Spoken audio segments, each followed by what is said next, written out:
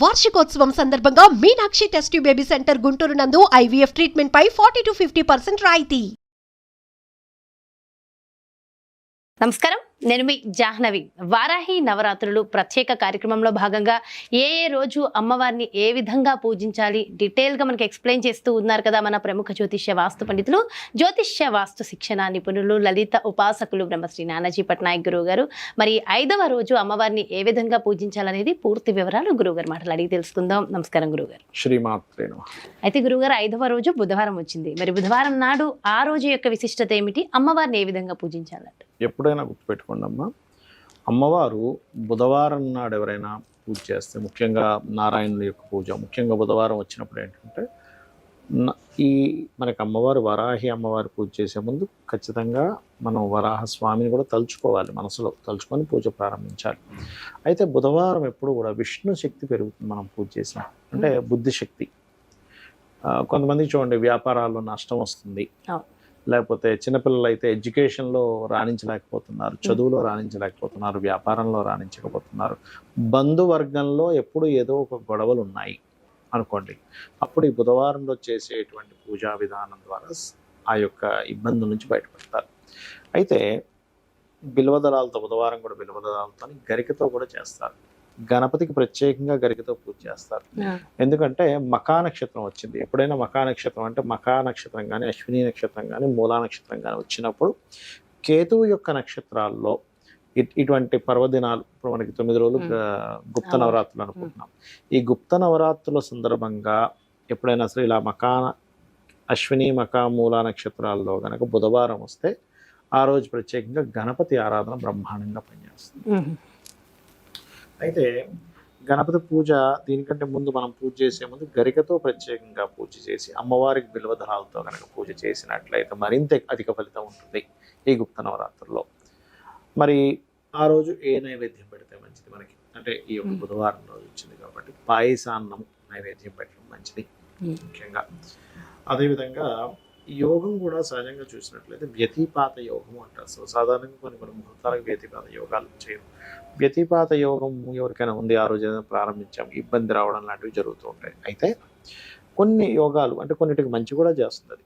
అయితే ఈ రోజు పూజ చేయడం వల్ల ఏమిటంటే, మీకు ఏదైనా గండం ఉంది అనుకోండి, వ్యాపారంలో పెద్ద నష్టం రావాలి, ఆ నష్టం అనేది కొద్దిగా పోతుంది. అంటే 10 కోట్ల నష్టం రావాలి, 1 లక్షలో 2 లక్షల్లో పోతుంది. అంటే ఎగ్జాక్ట్లీ అంత అమౌంట్ అని కాదు చెప్తున్నా, ఎవరి స్థాయిని బట్టి వాళ్ళకి క్లియర్ అవుతుంది. బంధువర్గంలో ఏదైనా డిస్టర్బెన్స్ వచ్చి ఒక్కోసారి బంధువర్గంలో విడిపోవడాలు జరుగుతుంది, అటువంటివి క్లియర్ అవుతుంది. ఎందుకంటే బుధవారం బుధుడు కారకుడు, కమ్యూనికేషన్స్ కారకుడు కదా. మీకుండే మిస్కమ్యూనికేషన్, అది భార్యాభర్తల మధ్యన కావచ్చు, తల్లిదండ్రుల మధ్యన కావచ్చు, ఫ్రెండ్స్ మధ్యన కావచ్చు, బాస్ అండ్ వీళ్ళ మధ్యన కావచ్చు, బుధవారం రోజు అమ్మవారిని ఆరాధించడం అనేటువంటిది ఈ యొక్క ఫలితాలు మంచి ఫలితాలుగా వస్తాయి. అయితే బుధవారం నాడు పెసలతో చేసిన పదార్థం కూడా మంచిదే చెప్పాలంటే. పెసలతో చేసిన పదార్థం, ఇంకొంతమంది అయితే ఏం చేస్తారంటే కాయగూరలతో, ఆకుకూరలతో చేసినటువంటిది ఏదైనా మంచి పదార్థాన్ని, అంటే మిక్స్డ్ వెజిటేబుల్స్ ఆకుకూరలు సంబంధించిన అట్లాంటివి కూడా అమ్మవారికి నైవేద్యంగా పెడతారు. అంటే ఏంటంటే అది ఆనందం. అదే పాలకూర అన్నము అలాంటివి చేస్తారు. పాలకూర అన్నం, ఇప్పుడు పులిహోర ఎట్లా చేసాము పాలకూర అన్నం పెడుతుంటారు. అయితే గోవు దగ్గరికి వెళ్ళి గోవులు తినిపించేటువంటి విధానంలో చూసుకున్నట్లయితే బుధవారము కేతువు యొక్క నక్షత్రం అయింది కాబట్టి గ్రాసము మరియు గోంగూర గోవుకు తినిపిస్తే మంచిది. నవగ్రహాల్లో బుధ కేతు గ్రహాల దగ్గర దీపారాధన చేస్తే మంచిది. అంటే ఇక్కడ ఏంటంటే మనం గ్రహ అనుగ్రహము పెంచుకుంటున్నాము, దేవతా అనుగ్రహం పెంచుకుంటున్నాము. మిగతా రోజులు వేరు, ఈ నవరాత్రులు వేరు. నవరాత్రుల్లో ఏంటంటే ప్రత్యేకంగా అమ్మవారి శక్తి అధికంగా ఉంటుంది కదా, వైబ్స్ చాలా మనకి గాల్లోనే వైబ్స్ ఉంటాయంటారు. మనం ఇప్పుడు చూడండి, ఈ యొక్క వరాహి అమ్మవారి యొక్క దీంట్లో కూడా మనం వరాహమూర్తి భూమిని నీళ్ళల్లో, ఆ రాక్షసు నీళ్ళలో పడేసి తెచ్చాడంట. ఇదేంటి భూమి మీద వాటర్ మళ్ళీ నీళ్ళలో పడ్డం ఏంటి అనిపిస్తుంది. కానీ రీసెంట్గా ఒక రీసెర్చ్ చేస్తారు, 2 టీమ్స్, నాసా టీమ్స్ 2 రీసెర్చ్ చేస్తే 12 బిలియన్ లైట్ ఇయర్స్ అవతల 140 ట్రిలియన్స్ అంత వాటర్ ఉందంట. అంటే మన భూమి మీద కంటే 140 ట్రిలియన్స్ ఎక్కువ వాటర్ అక్కడ ఉందని చెప్పి కనిపెట్టారు. 12 బిలియన్ లైట్ ఇయర్స్ అవతల ఈ రీసెంట్గా తెలిసినట్టు. అప్పుడు మనం వరాహస్వామి యొక్క వృత్తాంతాన్ని తలుచుకుంటే నిజమే కదా, ఆ వాటర్లోకి భూమి వెళ్ళే ఛాన్స్ ఉంది కదా. ఎందుకంటే భూమి కంటే 140 ట్రిలియన్స్ ఆఫ్ వాటర్ ఉంది అక్కడ. ఓకే. అంటే ఇప్పుడిప్పుడు పురాణాలకు సంబంధించిన బయటపడుతూ ఉంది. అప్పుడు ఎప్పుడో మనకి పురాణాల్లో చెప్పబడింది, బట్ వాళ్ళు ఇప్పుడు ప్రూవ్ చేస్తున్నారు, బయటపడుతూ ఉన్నాయి. అట్లా ఏంటంటే బుద్ధి శక్తిని ఇచ్చేటువంటి ఇది ఎక్కువగా ఉంటుంది ఈరోజు చేసేటువంటి పూజా విధానం ద్వారా. అందులో బుధవారం అయినందుకు విష్ణు సహస్రనామాలు కూడా ఎప్పటికప్పుడు చదువుతుంటే మంత్రం కూడా ఏంటంటే ఓం వారాహిదేవి అయి నమః, ఓం వరాహ స్వామి అయి నమః, ఓం వారాహిదేవి అయి నమః రెండూ కలిపి చేసుకుంటే కూడా మంచిది. అయితే బీజాక్షరాలతో గురోపదేశం ఉండి గురువు దగ్గర తీసుకుంటే మాత్రం బీజాక్షరాలతో చేయొచ్చు, లేకపోతే మామూలుగా ఓం వారాహిదేవి అమ్మ వారాహిదేవి నీకు నమస్కారం, ఎందుకంటే ఉంటుంది అంతే కదా. అయితే ఒకసారి మరి పూజా విధి విధానం కూడా తప్పకుండా. ఇక్కడ ఏంటంటే మనకి ఏ మంత్రము తంత్రము చేయడం రాదు అనుకున్నప్పుడు కూడా సింపుల్ గా చేసే విధానం చెప్తాను. మొట్టమొదటిగా ఒక చిన్న పసుపు గణపతిని చేసుకొని కూడా చేయొచ్చు. ఒక చిన్న ముద్దలాగా, అంటే అది గణపతి అని మనం ఫీల్ అయితే చాలు. గణపతి షేపు, ముఖం రాలేదు, దానికి చెవులు ముక్కు అన్ని ఉండాలని రూల్ ఏమి లేదు. ఇది మొట్టమొదటిగా మీరు అర్థం చేసుకోండి. గణపతి పూజ చేయాలి ఇప్పుడు కూడా. ఇప్పుడు సహజంగా అయితే శుక్లాంబరధరం విష్ణు అనేటువంటి చదువుతాం, లేదా గణానాం త్వా గణపతి కుంభమామసే అని చదువుతాం. మీకు గణపతి మంత్రం కూడా రాదు. ఓం మహాగణాధిపతయ నమః అనుకుంటే ఒక 11 సార్లు ఇక్కడ ఏం సరిపోతుంది. ఓం మహాగణాధిపతయ నమః, ఓం మహాగణాధిపతయ నమః, ఓం మహాగణాధిపతయ నమః. మనసుని పెట్టి మనసుతో చేయాలి. సో గణపతి పూజ అయిపోయింది. ఇప్పుడు దాని తర్వాత దీపపు కుందికి దీపం వెలిగించి దీపానికి కుంకుమ అద్దండి, దీపం వెలిగించండి. మీరు ఎప్పుడు కూడా గణపతి పూజ తర్వాత దీపారాధన, దీపానికి ఒక్కసారి నమస్కారం చేసుకొని అక్షింతలు కుంకుమ అంటించడం, కుంకుమ పెట్టండి దీపానికి. కుంకుమ పెట్టి నమస్కరించుకోవాలి. దీపం కూడా సాక్షాత్ స్వామివారి అమ్మవారి స్వరూపమే అని చెప్పి భావిస్తూ పెట్టాలి. అంటే మీకు ఆ భావన కలగాలి. ముఖ్యంగా ఎప్పుడు కూడా పూజ చేసేటప్పుడు భావన చాలా ముఖ్యము, గుర్తుపెట్టుకోండి. ఆచమనం చేయాలి. ఓం కేశవాయ స్వాహ, నారాయణాయ స్వాహ, మాధవాయ స్వాహ అంటాము. కేశవనామాలు మొత్తం వచ్చు. ఓం గోవిందాయ నమః, విష్ణవే నమః, మధుసూదనాయ నమః అని అన్నీ వస్తే అన్నీ చేయొచ్చు. లేవంటే అన్నీ రావు అనుకుంటే నారాయణ నారాయణ అనుకున్నా సరిపోతుంది. కొన్ని అక్షింతలు తీసుకోండి, వాసన చూసి ఎడమ చేతి నుంచి పక్కకు పడేసేయండి. అలాగే వాసన చూసి అక్షింతలు వేసిన తర్వాత ప్రాణాయామం చేయాలి. ఇలా ముందు ఎడమ ముక్కు నుంచి తీసుకొని, కొంతమంది కుడి ముక్కు నుంచి కూడా తీసుకుంటారు, బ్లాక్ చేసి మళ్ళీ వదనం ప్రాణాయామం చేయాలి. ఎందుకు ప్రాణాయామం చేస్తామంటే మనకు నెగిటివ్ ఎనర్జీ అనేటువంటిది ఇంకా ఏదైనా లోపల ఉన్నా కూడా మనం పూజ చేస్తున్నప్పుడు ఎక్కడ ఏ ఆటంకం కలగకుండా ఉండడానికి. అలాగే ఇది అయిన తర్వాత సంకల్పం చెప్పుకోవాలి. సంకల్పం అంటే అందరికి మంత్రోత్సంగా రాదు. అమ్మా నేను నీకు పూజ చేస్తున్నాను, నాకు ఇప్పుడు ఉన్నటువంటి ఇబ్బంది ఇది ఉంది, మీ గోత్రము నామము చెప్పుకొని.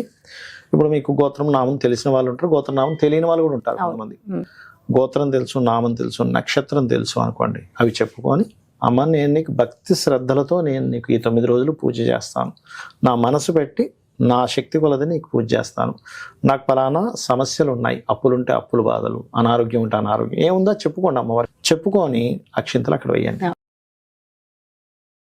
దీని తర్వాత గంటానాథం తీసుకోండి. గంటని వాయిస్ కూడా మంత్రం ఉంటుంది. కాబట్టి ఇక్కడ మనకి ఏంటంటే అంతా కూడా మనకి మంత్రం రాని వాళ్ళ కోసం ప్రత్యేకంగా చేసే విధానం చూపిస్తున్నాం. అందుకని ఏంటి, వారాహిదేవి నమః అనుకుంటూ గంట వాయించవచ్చు, తప్పులేదు.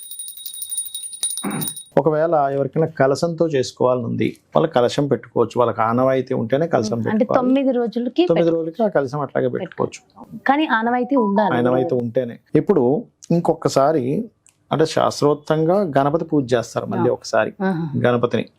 అలా లేదు, ఒక్కసారి మళ్ళీ మహాగణాధిపతయ నమః అనుకుని అక్షింతలు వేసుకోవచ్చు. ఆ గణపతి దగ్గర వేసినటువంటి అక్షింతలను తీసి తల మీద చల్లుకోండి.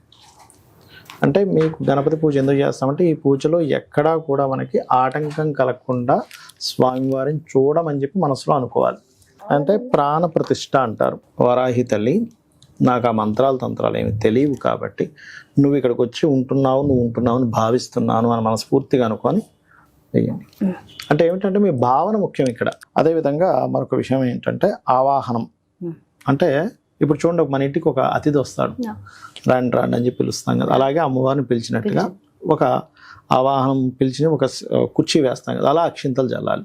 ఆవాహనం స్వామి అమ్మ నేను నీకు ఆవాహనం పలుకుతున్నాను.